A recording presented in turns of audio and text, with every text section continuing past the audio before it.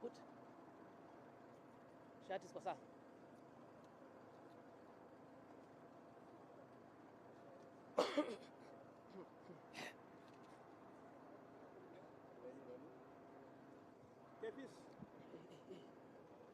Relax. Ready? Thank you so much. And Kenyans, asanteni sana kwa kuunga na sisi leo. And we are at Galana Kulalu Food Security Program. This is a program that we have talked about for many years. And we were here 3 months ago when to inspect the progress of the work. And today we are here to harvest. Ni siku ya kuvuna. Baada ya kupanda, lazima siku moja tunavuna. Na leo tunavuna 330 acres are ready for harvesting. This is seed maize that will be used to help our farmers all over the country to get seed under this administration led by His Excellency the President, Dr. Samuel William Ruto. He promised the people of Kenya that siku itafika we become self-reliant on matters food security. Now, one of those key programs under his development docket, under his development agenda, was agriculture, and Galana Kulalu project was key in that program. And you have seen, kwa sababu mwenye macho ambayo itizama, that kwamba leo tumeanza kuvuna, and 1,500 acres are already planted. We started planting on 27th of May, and today we are harvesting the first batch, kickstarting the process of harvesting that will take the next 5 days to actually harvest the entire of 330 acres that are ready. Going forward, this has been done by 11 pivots, center pivots, and 9 center pivots. But the first batch was 20 center pivots.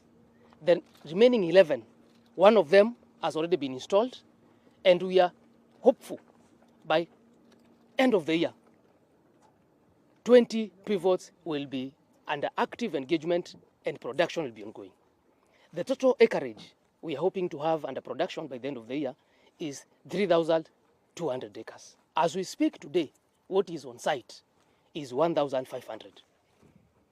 Come mid-year next year, 2026, another 11 pivots will be activated, and we will have a total of 5,400 acres under irrigation. The advantage with this is that we are creating employment to start with. As we speak, more than 500 people in the vicinity, in the region, are employed here. They are working here. They are learning skills here. Secondly, the food security challenge that we have as a nation. We are spending more than 500 billion a year to actually import food into the country. That is the story we are trying to demystify. And Galana Kulalu project is living proof that with proper support from the government, working together with the parliament, because here we have the chairman of the Water Blue Economy Committee, and the ministry geared towards the same agenda. This is possible. We have invested 519 million here to do an intake, to do a pumping system, to do an irrigation canal, and 2 small dams to ensure there is double redundancy. Because unless you have double redundancy in these systems, in case there is a challenge at the intake, then cropping becomes a challenge. The dam we have, the 2 dams, have a total combined capacity of 620,000 meter cubic of water. In case we have a challenge at the intake, then we have time to continue irrigating as we solve the challenge. The second problem here was siltation, and that's why we did a very thought-through intake system where we are filtering water, and then the 2 dams also are second steps of reducing that siltation, suspended solids in water.